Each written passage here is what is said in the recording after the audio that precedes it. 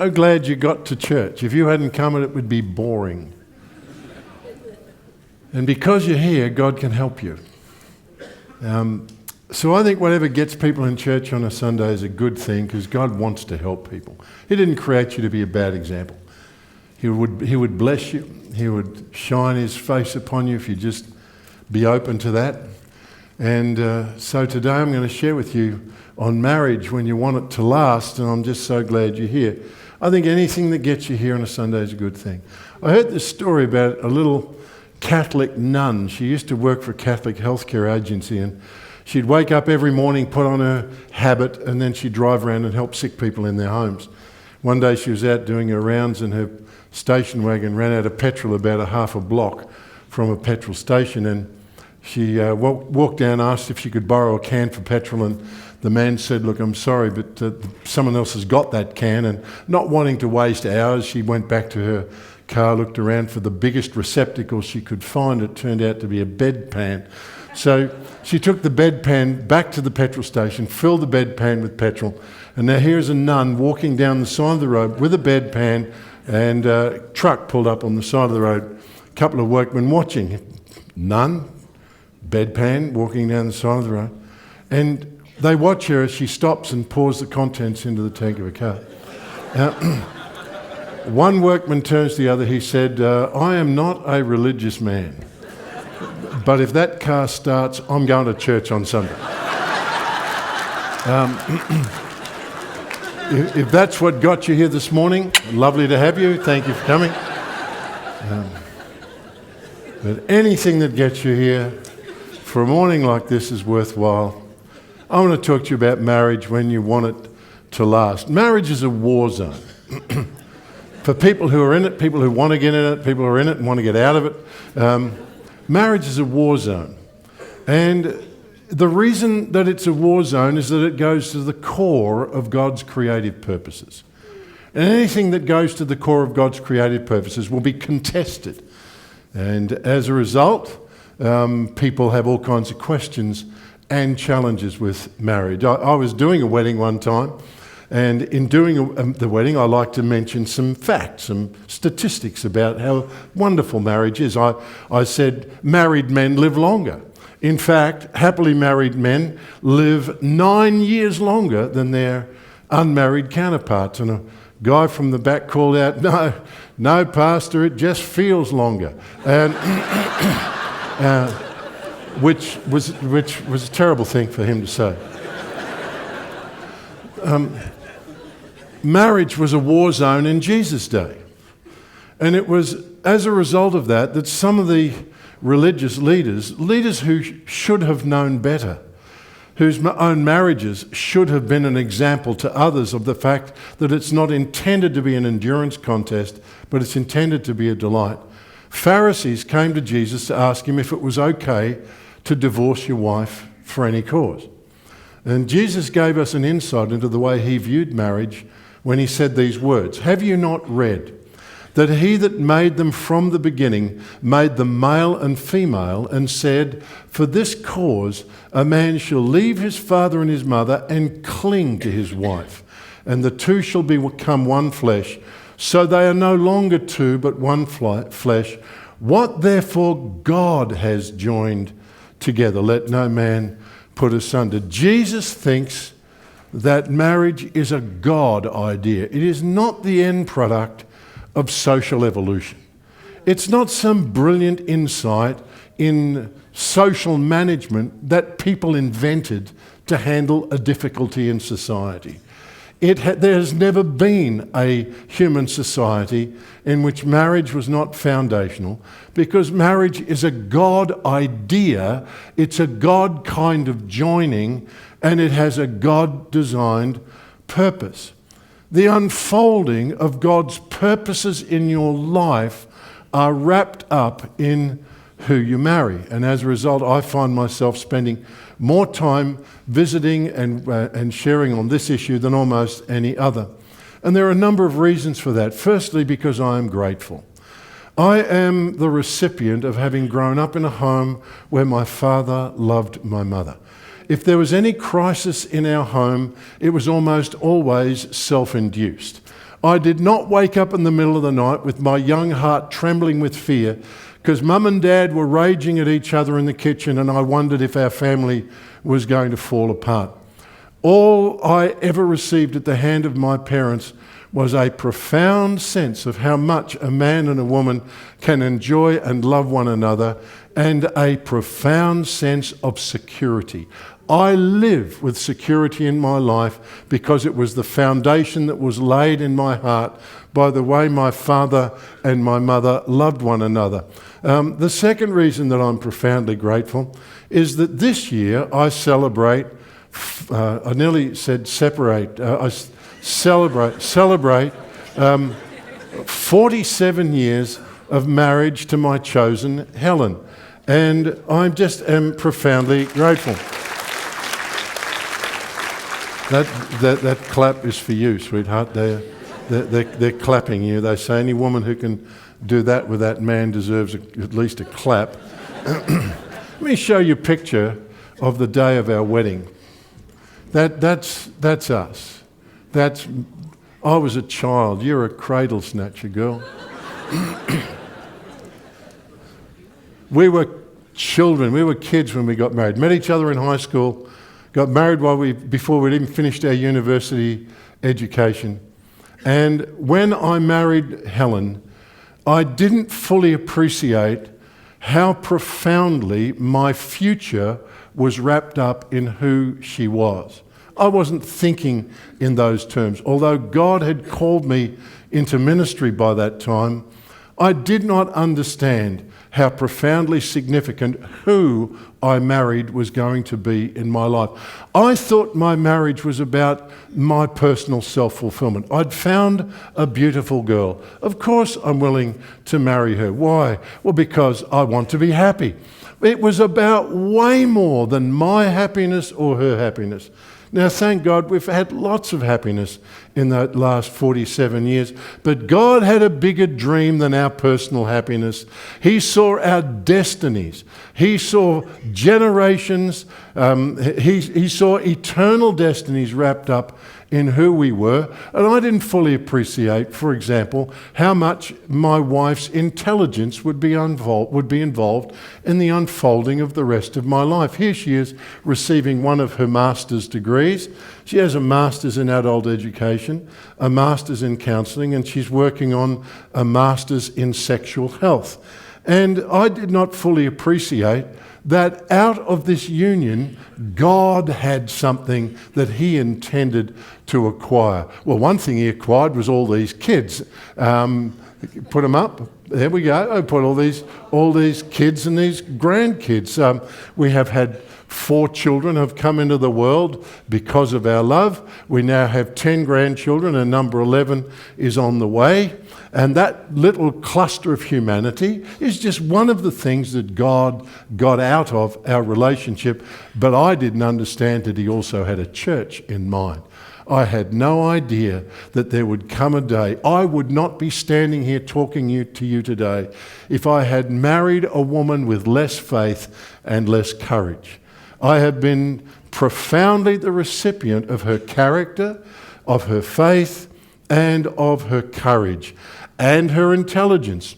You see, I had no idea that God would gather together a church that would become focused on the issues of restoration, and that God had in mind touching people way beyond the little place called Mount Evelyn and Lilydale in the Dandenongs of Melbourne. I had no idea. You see, had I married a person with different skills, I don't know if I'd even be a preacher, but if I was, everything I preached would have stopped right here at the pulpit. It was her skills as a curriculum developer. It was her skills as a small group leader and a trainer of small group leaders that allowed what was in me to be mixed with what was in her, out of which came Careforce Life Keys, which has gone to the uttermost parts of the earth. I was on a train in Switzerland, going up some mountain somewhere, when someone said, "Oh, we've done one of your courses." I said, "Give me a break. Is there nowhere a man can be safe?" It matters who you marry. And one of the most helpful things that a great church can do is help people meet one another. Help people detect the fingerprints of God on the possibilities for the future and choose well. Then, having chosen well, to be able to make what you have chosen to last. And that's what I want to talk to you about today. This issue of marriage so profoundly goes to the core of God and His purposes that I delight in talking to you about how to do your marriage better. And in order to do that, we need help. We need wisdom. And wisdom is not always intuitive. Sometimes the most significant areas of wisdom are revelation. Someone's got to reveal it to you. It needs to be explained to you. Where do you go for wisdom when you want your marriage to last? Where do you go? Well, it helps to have a pattern. It really does help to have a pattern so you can see how someone else did it and you can begin to pick up some of the big ideas from them. So if we were to go to the Bible and say, let's use the parable, the patterns and the example of other marriages and we'll build a great marriage. Whose marriage in the Bible are you going to use? Adam and Eve. No, there's serious issues there. And we don't even know much about how they related after the problems in the garden, so we haven't got much to work on. I know, we'll go to the father of the faithful. Let's go to Abraham and Sarah and repeat their lifestyle. Well, I haven't ever tried to sell my wife even once. He did it 2 times. I don't think Abraham's marriage to Sarah and the little tryst with Hagar is something that Helen is willing to suffer.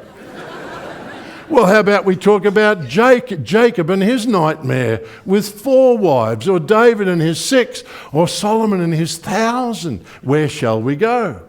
We'll go to Hosea. I'll marry a prostitute. That should work out quite nicely. It did for him. Maybe it will work for me. Oh, well, how about we go to Jesus? Well, Jesus didn't have one. Oh, the Apostle Paul, neither did he. Very unhelpful.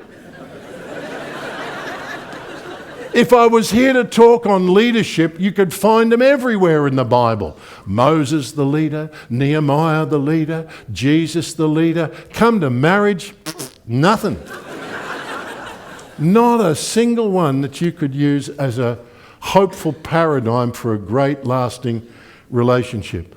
Not unless, of course, you go to the most unlikely place, the place that you might consider would be the last place that you're going to go to get help. I heard this story about a pastor who, when he first came to his new church, thought the first thing I'm going to do is I'm going to hold a marriage seminar, help the people with their marriages. Well, he knew that if you could get testimonies, if you could get patterns of marriage, it helps people to figure out how to do this well. And as he was preparing for his seminar, someone in the congregation told him about Luigi. Now, Luigi was a member of the congregation. New pastor didn't know him at all. But he said, I think Luigi's about to celebrate his 50th wedding anniversary. Well, the pastor was excited. He said, that man's got to have some stories worth hearing. In fact, I'll interview Luigi in the seminar. So he invites Luigi, and as he commences the seminar, ladies and gentlemen, I'm so glad that you've come to the seminar. And to start, I'm going to introduce you to one of our members who's about to celebrate his 50th wedding anniversary. Luigi, come share with us. Luigi, to what do you suggest you could say the reason was for the longevity of your marriage? To what do you put that down to? He said, well, Pastor, what happened was this. When I've been married about 30 years, I'm taking my wife to Italy. Pastor said, that's brilliant, Luigi. That's very romantic. That's lovely. Write that down, folks. Now tell me, Luigi, what are you going to do for your 50th? He said, I'm going to go and visit her.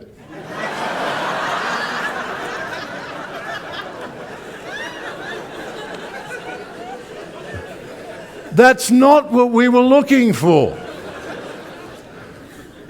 Thank you, Luigi, but I was after some wisdom that might be helpful. Where do you go for helpful insights when you want it to last? And you go to the most unlikely place of all. You go to Mount Sinai and the 10 Commandments. Because most people don't realize what the Ten Commandments are. People often think the Ten Commandments are 10 things you have to do to get to heaven. 10 things you've got to do to get saved.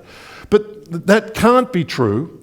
By the time God brought Israel to Mount Sinai for the Ten Commandments, she was already saved. She'd been saved by the blood of the Passover lamb, and she'd been redeemed by the power of God, taking her away from her enemies and bringing her to himself. It had nothing to do with salvation. Well, maybe it's 10 things to do to get God to like you. No, he loved her with a passion. He said to Moses, I have brought you here for a purpose, and that is to invite you to become my special treasure. You see, the Ten Commandments in Mount Sinai was about God taking a nation to himself as his bride. He was inviting a nation to be his bride, and together to reveal to an entire world the salvation that could flow out of this household. See, the Ten Commandments are not 10 things to do to get saved. They were 10 values that the saved nation needed to embrace, that this bride, don't come down the aisle and say to me, I do, as Moses was invited to say to Israel, though all the world is his, he's chosen you for his special treasure. But don't come down the aisle and say, I do, if you can't embrace these values, these heart postures, because it requires heart postures for relationships to work. Not a tick list of laws, but heart postures. You see, God's desire was that this relationship would never be broken. And if that relationship between him and Israel was to last, then she needed to be the kind of woman that he could live with, the kind of woman that he could embrace. And these 10 commandments were 10 postures that would allow their relationship to endure. The tragedy is, it didn't endure. And it's always important to say this any time that you speak on marriage, because you can't have a group of people this large in the same room without there be some sitting here and already you're uncomfortable. Because you know that Jesus said what God has joined together, let no man put asunder. And you married at some point and you wanted it to endure, but it didn't. And now you know the Bible says that God hates divorce, and there is this, every time this subject's spoken of, and you have the memory of the hurt and the pain of a relationship that didn't last the distance. And you can so easily feel that maybe I'm in the wrong place. What does God think of me? Well, it is vital to recognize that God drew Israel to himself as a bride, and that relationship didn't last either. It was God's intention that it would never be broken, but she could not embrace the heart postures or the values that allow a relationship to endure. And so tragically, we come to that moment in the Bible, those words spoken through the prophet Jeremiah, as God reveals himself like a broken-hearted husband, sitting there with the wedding album, the photos of the wedding from so many years ago, with tears running down his face, asking the question, what's wrong with me? What is wrong with me? Listen to these words come out of the mouth of the prophet Jeremiah. Thus says the Lord, I remember the devotion of your youth, when as a bride you loved me and followed me in the wilderness. Hear the word of the Lord, O house of Jacob, and all the clans of the house of Israel. Thus says the Lord, what wrong did your fathers find in me that they went far from me? I have sat with broken-hearted people, working their way through the tragedy of a divorce, and heard them say exactly the same thing. What is it about me that they couldn't love? What is it about me that she couldn't love? What was it about me that he couldn't love? And then you hear these words come out of the mouth of the prophet speaking for God. For all the adulteries of that faithless one Israel, I gave her a decree of divorce, and I sent her away. Have you been through a divorce? Well, the creator of the heavens and the earth has been through one too. God is a divorcee. You are not alone. One, no matter how determined, no matter how committed, can make a marriage last. It requires cooperation on both sides of the agenda. And no matter how hard an individual may try, an individual cannot make a successful marriage. It requires cooperation. Even God could not make that marriage last. And if you have been through the pain of a divorce, you are in the house of a God who understands that pain. When God says, I hate divorce, it's at least in part because he's been through one and he knows how painful and destructive that can be. If you want marriage to last, it requires cooperation and the embracing of values and heart postures, and that's exactly what the Ten Commandments were intended to do.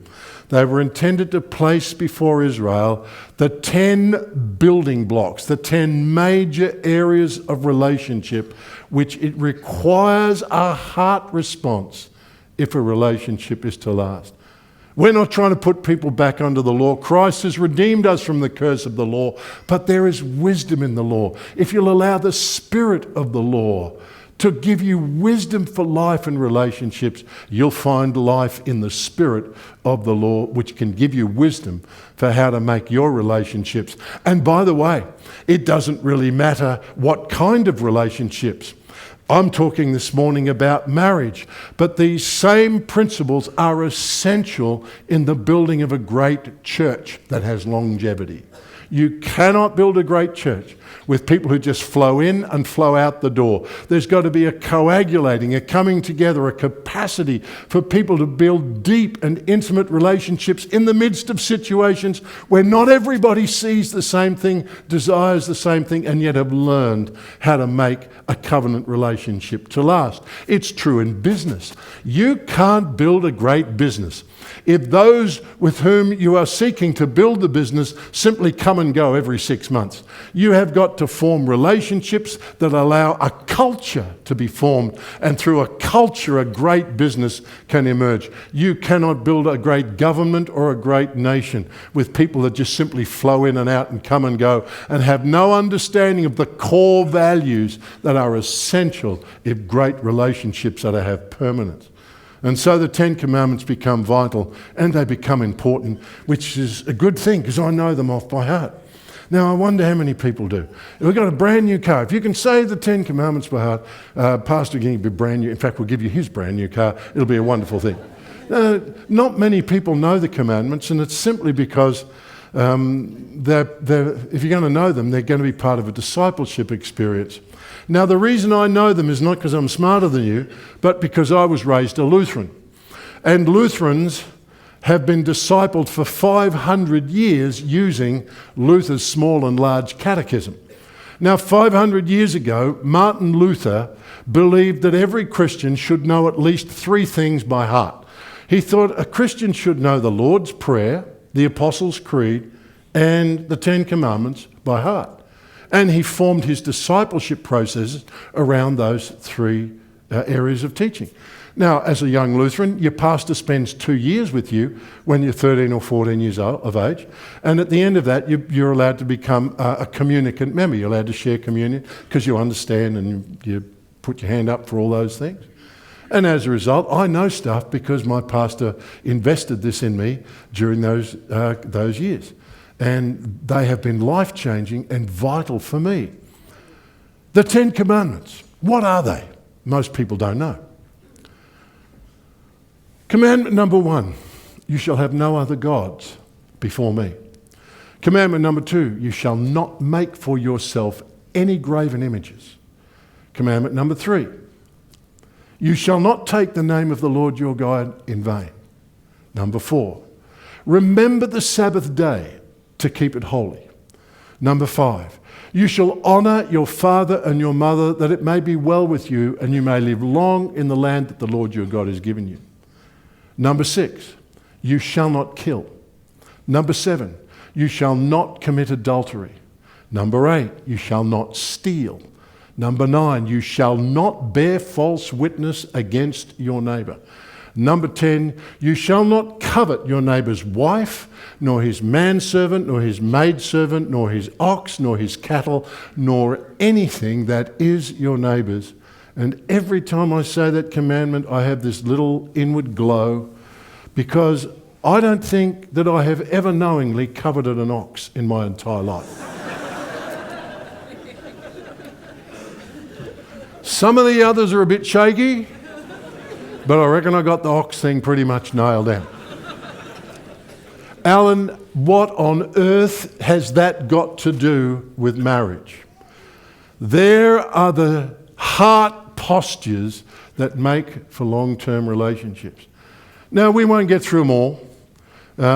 This is a profound area of study, and Helen and myself have created a 10-week marriage course built around them, which is called Making Marriage Better. Now, we're not going to get through all of them today, but we're going to get through some. And simply because I knew it would not be possible to get through these all in one day, I talked this over with Mark, and we've done something here this weekend we've never done before. We've released the program for personal use. We've never allowed it. Normally, this is only ever made available to churches to run as a course for marriage enrichment or marriage preparation or marriage restoration in churches. But this weekend, we're making it just available. If you want to take the DVDs home and work on them at home, we're making it possible for you to do that. So I'm not going to get through them all, but don't worry. If you want to, if this is intriguing to you or you think it could be helpful to you, you will have the opportunity to go get that, take it home and work on it, or even maybe work on it in your small group. The first commandment. How does this become significant for building great long-term relationships? Thou shalt have no other gods before me. Here is a statement of covenantal relationship. The call to a covenant relationship. Now, the word covenant is something that Australians, by and large, have lost all touch with. Even many Christians would not understand the essence of what it means to form a covenantal relationship. But here is the very first thing. The foundation is this: you need to learn to embrace covenantal relationship. And in the Old Testament, the word for covenant was the word berit. And there were always three concepts attached to a covenant: a cutting, a binding, and an eating. And if you want to see it demonstrated, it's where God comes to Abraham and says, Abraham, we're going to make a covenant, and in order to prepare for this covenant, this is what I want you to do. I want you to go and get some animals, and I want you to cut them in half and separate the bodies and make a nice bloody pathway for us to walk down. Because here is the first element of making of covenant, the essential element of cutting. Now, Alan, that's Old Testament. We're New Testament. All right, let me give it to you in New Testament terms. Jesus said this: except a grain of wheat falls into the ground and dies, it abides alone. Now, do you want to be alone for the rest of your life? Then just make sure you never learn how to die. Because this is where covenantal relationship begins, your willingness to allow some things to go to the altar and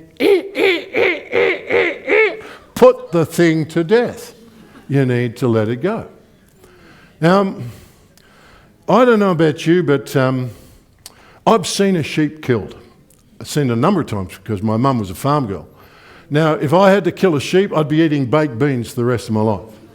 Thankfully, other people are willing to do that, because it's quite a disturbing thing to see death. And by and large, the Australians today wouldn't want to go there. Although something in our hearts resonates when we gather on Anzac Day, and something in our hearts tells us there is something sacred about that degree of honour which is accorded to those who so valued a community they were willing to die. And something inside resonates and said, people ought to stand at attention and salute when you bump into that kind of commitment. But that's the kind of commitment God says is at the background of every long-term permanent relationship. It starts with the cutting. Now, we live in a country where people don't want to think that way.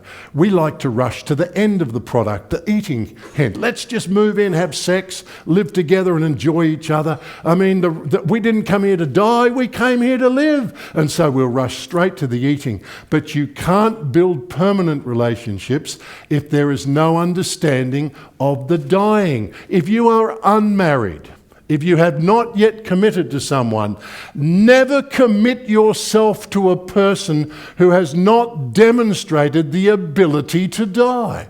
It feels like dying when you say, I'm sorry, I did the wrong thing.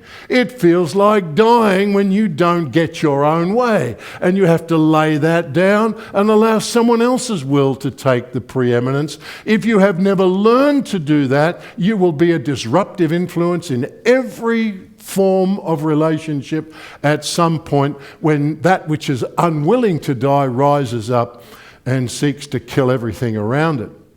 This is one of the greatest keys. And as a result, we often do marriage all wrong. It's an interesting thing. We do marriage all wrong. When you get married, where does it happen? It happens at the altar. Come to the altar. Because as you step down that altar, there needs to be an understanding. I didn't just come here to live. I came here to die. I came to let some things forever die, be buried, and released from my life. I get young men and women come to me and they want to get married. And I say, okay, this is okay, good. Tell me, let me ask you the question. Why do you want to get married? And he'll say, because she's hot. Yeah, and I just want to be happy. What? You want to get married because you want to be happy? Well, good Lord, don't do that. If you want to be happy, go to Disneyland. That's what you do when you want to be happy. No, this is about something way more significant than your personal happiness. This is about the purposes of God. This is about human lives and destinies and generations. Man, this is significant. You come here to be happy, go home. You're not ready yet. Suffer some more. See, people need to understand that. I understood that. When I was standing at that altar waiting for Helen to come down, do you know, the day I married, women wept all over the world.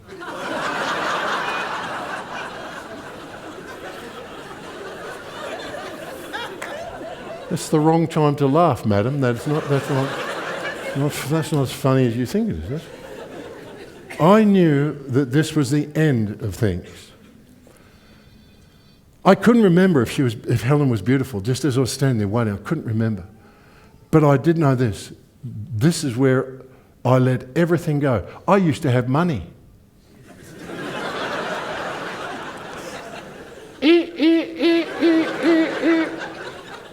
I used to be able to go play golf whenever I wanted.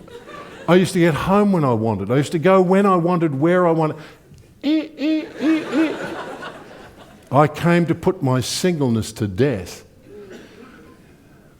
Wedding photos, interesting things. He comes out that door and he stands there dressed as good as you're ever going to see him in a suit and so on. Take a photo of that. You may never see that again. She's going to get out of that car and come in here looking like there's a lot of people have been working on that for quite some time. Take a photo. She fits in that dress. Take a photo of that. You may never see that again. And we do it all wrong, you see. It's weird. Weddings are wrong. You come in and there's little silk ribbons on all the seats and there's flowers everywhere. And then little children come in with silk cushions. Throwing flowers. What? Where's the blood? There should be people walking down the, what's all this about? Well, this is what we're going to do to you if you don't keep your word. I tell you, this is serious stuff, man. There are things that have got to be put on an altar and put to death if this relationship has longevity attached to it. And one of the things that needs to go on that altar is your dream of perfection. Helen is not my perfect match, and I'm not her perfect match. We don't have a perfect match because we're imperfect people. All she could get was this weird, strange, needy, amazing, extraordinary human being. All I could get was this fragmented, beautiful, troublesome, perplexing, amazing female. That's all God could bring together, and in our imperfection to build a covenant relationship. I had to put it is an interesting thing. Often in marriage restoration, one of the biggest things you must uncover is this. What are the dreams of perfection that have been frustrated and produced this poisonous center to this relationship? I remember having a conversation with one woman who said, I fell out of love with my husband. I said, tell me, what was at the back of that? She said, he had dirty handkerchiefs. No. Yep, snot in them. Horrifying. Not one bit romantic. I said, well, yeah, I get that. But did you not know that? Did you not expect that there would be things in bad smells and bad noises in the best of marriages? What were you expecting? Did you not put... So you'd never learned to put that on the altar and die. And the thing is this, that marriage is not the search for your perfect match. It is the triumph of intimacy over perfection. If you're searching for perfection, you're going to be very lonely. You'll never find a church. I mean, I heard this story about this Baptist that got marooned on an island, been there for years. When they finally got there, here's this Baptist guy, and there's three buildings, only a guy all by himself. And they said, well, so what have you been doing? So I've been building these buildings. What are they? He said, well, here, this is the first building. This is the house. This is where I live. And he said, what's the next one? He said, oh, well, this is my church. So what's the third building? Oh, that's the church I used to go to.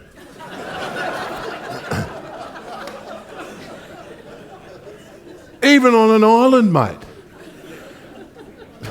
When people have not learned to put their dream of perfection, you can't find a church you can belong in. You can't find a business you can work for or invest your life in. You can't find a human being that you can devote yourself to for the rest of your life because you never learned how to die. Then you've got to add to that the skill or the character capacity to make promises that you keep. That's the binding. I stood alongside that little girl in 1968 and I said to her, forsaking all others and cleaving only unto you, in sickness and in health, for better or worse, for richer or poorer, till death us do part. And she pinned her future to my character. And I want to tell you that there have been many times when I have wondered at the miracle of what it means that a beautiful woman would pin her future to my character.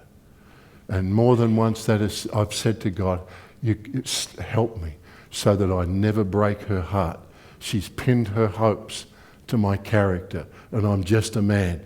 But Lord God, with you all things are possible. So here we are, 47 years down the track, more in love with each other than when we began, filled with the thrill and the excitement of life. Because what we have is a covenant relationship. It's not perfect. And if you can embrace the concept of covenant, then it's possible for you to make a choice and for that choice to last. So here's one building block, learning how to establish covenantal relationship. There's a lot more we could say about that, but that's all we get to say right now. Now we come to the second great building block. You shall not make for yourself any graven image. interesting thing about human beings.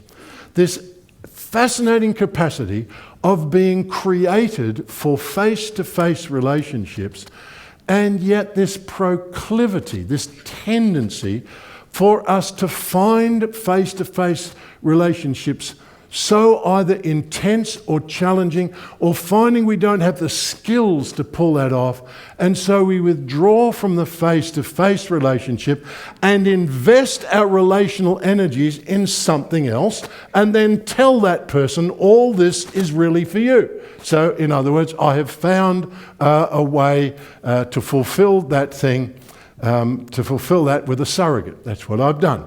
I've found a surrogate place to invest my relational energies, and I tell it all for you. Now, God said to Israel, I'm calling you into a relationship with me, and I want it to be face to face. Don't go off doing bells and smells and incense and nonsense and tell me it's all for me. I want you to show up personally. Put it in the New Testament form. Come boldly to the throne of grace, that you might find grace and mercy to help in time of need. God wants to see your face. Song of Solomon. I love to hear your voice. I love to see your face. God has drawn you to himself for a face-to-face relationship. And yet, even in Christianity, there are lots of people who never find that because it's difficult. They don't know how to pray. I don't know how to worship. I don't know how to meditate. I don't know how to get close to God. And it's the lack of skills that means we then divert ourselves into something else. Now, take a marriage. It's not uncommon for a guy to realise that when it comes to this intense issue of knowing a woman and pleasing a woman and relating well to a woman, it's just beyond my skill set. And I don't know how to do this. But boy, I do know how to do business. So I sit in my office and I make phone calls and write big checks and do amazing deals. And then I buy a car and I say, oh, this is sweetheart, this is all for you. And I buy carpet and I say, oh, sweetheart, this is all for you. And I say, you know what you need is a holiday in Fiji. She didn't marry a holiday in Fiji. She married you. She didn't marry a car or your carpet. She married you. Why are you sitting in your office for 18 hours a day? You don't go home and talk to your kids. You don't relate to your wife, because that's where I feel competent. And when I come out of there to do face-to-face relationship, I don't feel competent. Now, if this was the subject of my talk, and I focus on men on this side, and it's not because I've got gender bias, I just think it's where most of the problems are. I think women by wiring and by nature tend to do the face-to-face stuff better than men. I mean, the reality is, it's an amazing thing when you're sitting in a restaurant and one woman says, I'm going to go to the toilet, who'd like to come with me? And 6 or 8 women will get up and leave. Now, I have never yet ever been in a men's group and say, I'm going to the toilet, who'd like to come with me? That is not an offer that the average man finds very exciting. Just saying, that's how it works. And the tragedy is that God knew this. God knew that one of the foundational issues in long-term relationships would be the struggle that people have doing life face-to-face, the feeling that they're incompetent and they lack the skill levels, and as a result, they divert their energies into surrogates of various kinds. He says, don't you make idols. Come to me face-to-face. Now, a lot of what we do in marriage repair and even in marriage preparation is that you try to help people with the skills, and sometimes you don't know what skills to give them until they bump into the problems, and then you try to help them then. But taking this second commandment, it comes down to the capacity to turn towards another human being rather than turning away, which is what idolatry is all about. You turn away from the person and turn towards a substitute. That's the essence of idolatry. Now, when it comes to the issue of emotional connection, in every relationship, it could be an eldership sitting around a table. It could be a boardroom where a group of business leaders are having a discussion. There will be, especially so in marriage and raising children, that everybody's heart is longing to be valued, to be treated with dignity, to feel like I'm here as part of this group and it matters that I'm here. I'm valued. I make a contribution. And there are little bids for connection, for heart connection, for emotional connection. Now, it could simply be a question. What are we doing tonight? It could be a comment. Boy, it's a long time since we had dinner at the table. It could be just a smile. It could be a complaint. When are you going to pick your underwear up off the bedroom floor? It could be a complaint. It could be a sigh. It could be a request. Could you make me a cup of tea? It could just be a touch. It could be just a posture, the way a person stands. And all of that is a little bid for emotional connection. Now, the first response is that you can turn towards that moment. And this is the skill. You'd think, what a bunch of baby steps. Tell people, turn towards. This is the difference between life and death. Simple stuff. And the moment presents an opportunity to turn towards. Now, it could be done in lots of ways. It could just be to notice the bid. It could simply be to react positively. Okay, I'll get a truck in there and we'll move that underwear sometime over this weekend. I'll get that. It could just be a moment of affection. Of course, I'd love to make dinner for you. What would you like? How you're not feeling? Are you tired? Just to notice, to react positively, to express interest. Could you explain that to me? A comment. Just send me around here. Could you explain that to me? Tell me about that. Help me understand. Just interest or a touch, returning the touch, even during a conflict. And in stable marriages, the marriages where peace and love is found, 86% of those little moments where a bid is made for attention will be taken up by the other person. That's the difference between a great marriage and a not so good one. Because you see, there's another way of handling those moments. A little bid for connection, and instead of turning towards, you actually turn away. Now, all you have to do to turn away is just act as if you didn't hear it. Gee, it'd be nice if someone took the rubbish out. Can't be talking to me. Could not be talking to me. Just keep working on your iPhone. Just keep your head buried in the paper. Just don't even look up for a moment. Just keep doing something on your iPad. Just keep at it. It's one of the great dangers we have in a technological age, that we have this capacity to just be non-responsive so much more because we are so intently involved in other stuff. So a little bid for emotional connection emerges. I just have no response. I act deaf. I maintain a preoccupied stance. Was there a noise? Did you hear a noise? I didn't. I don't think I heard a noise. And in that turning away, a person experiences rejection. Now, if you're a man, 82% of non-responsive husbands will one day find themselves in a divorce court. 82%. If you are a non-responsive woman, only 50% of the non-responsive women end up in the divorce court because the husbands are so non-responsive they didn't even notice that you weren't responsive. So you got away with it, you see. This is all second commandment stuff. And what's so interesting is that you can teach people the skills of turning towards, and you can help them begin to identify those moments where they turn away and wound the heart of someone who's making a bid for attention. The third thing you can do, of course, is you can turn against. When there's one of these moments, whether it's a question or a comment or a complaint or a touch or whatever, what do you think that touch me? Angry, argumentative, critical, oh, you stupid woman, oh, you ugly man.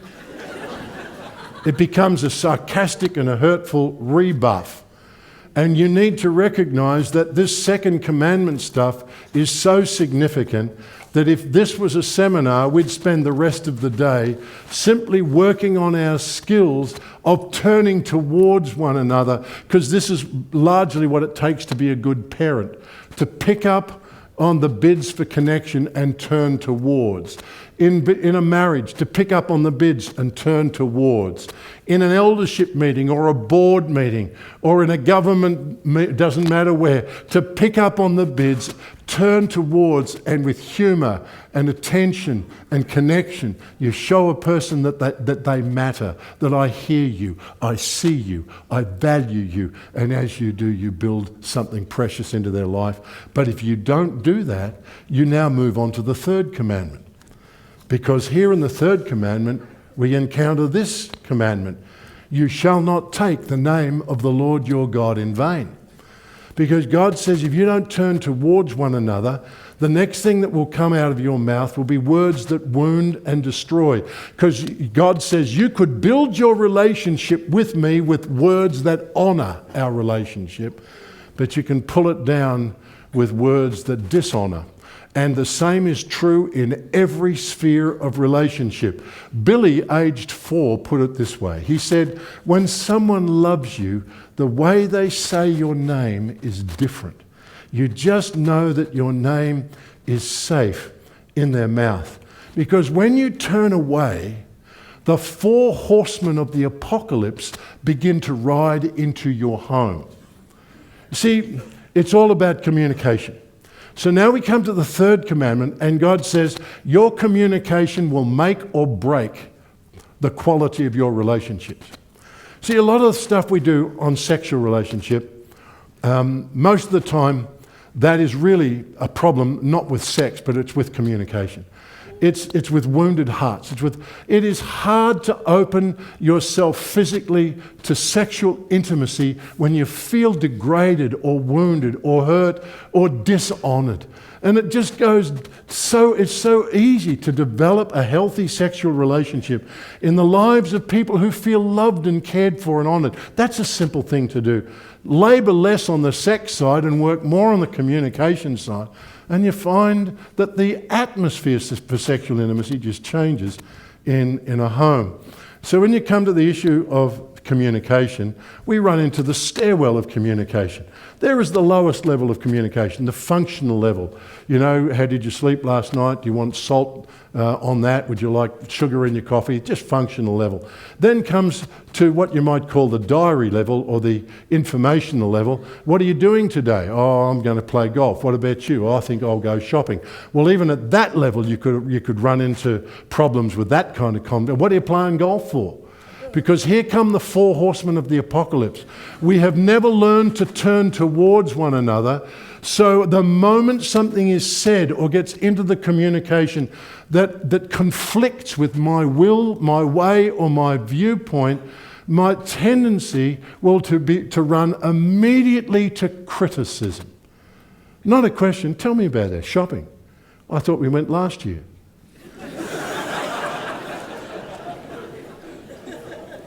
Tell me about that. But criticism. Shopping is all you ever do. Shop, shop, shop. Nothing but shop. Goodness me. They must have down there a special car park for you because you're there. And off it goes. Criticism. The first horseman of the apocalypse rides into the relationship. Criticism. And that is followed very closely by the second horseman, contempt. I don't understand you. Fair dinkum. You must have mush for brains. Good Lord. Do you even have a brain? I tell you, I reckon you're brainless. And now with contemptuous talk, I begin to belittle and demean. Followed then closely by the third horseman of the apocalypse, which is simply defensiveness.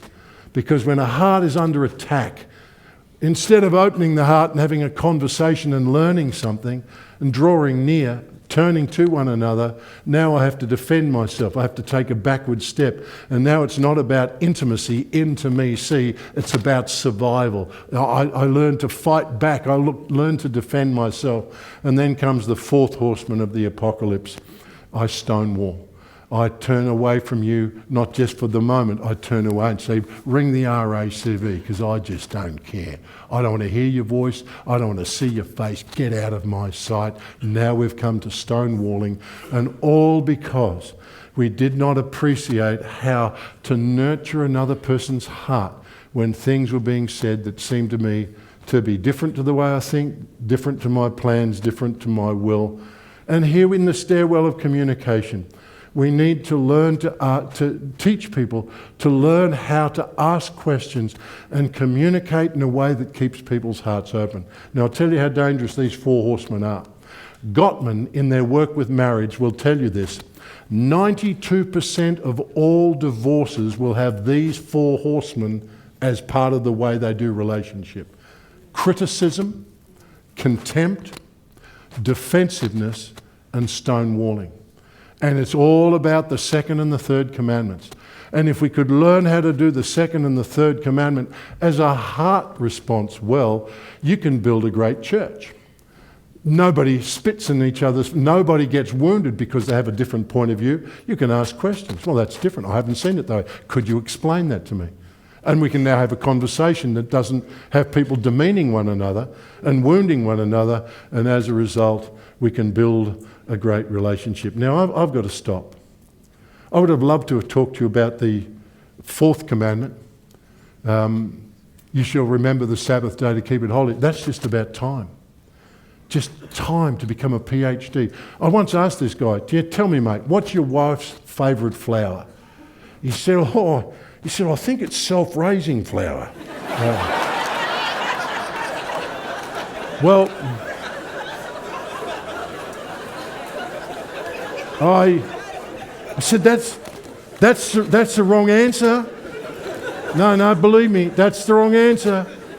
I would have loved to have talked to you about that commandment where God says if you want to build a great relationship, you have to learn how to use time well, not just quantity time. Quantity time allows for quality moments. They change everything. I would have loved to have talked to you about the fifth commandment. Remember where he says, you shall honour your father and your mother. Learning to honour sacrifice. Do you know, I couldn't help but be impressed here today. I thought somebody worked really hard to get all this to happen. A lot of people sacrificed to be here today and to have this wonderful experience of worship. A mighty fortress is our God. Martin Luther got in there today. It was a wonderful thing. How sad it is when you sacrifice and no one notices. It breaks your heart. I've said this to Helen many times before. I will honour her till the day I die. And if I can't think of any other reason, I'll pick this one, because she had the babies. I was there for the birth of 3 or 4 of our babies, and I was just, good Lord. I howled like a baby. When our last baby was born, for me, it's traumatic and very difficult, very, very, very challenging for me. At the end, I took the baby in my arms. I was howling, and I said to Helen, I don't think we should have any more children. I don't think I can take this anymore.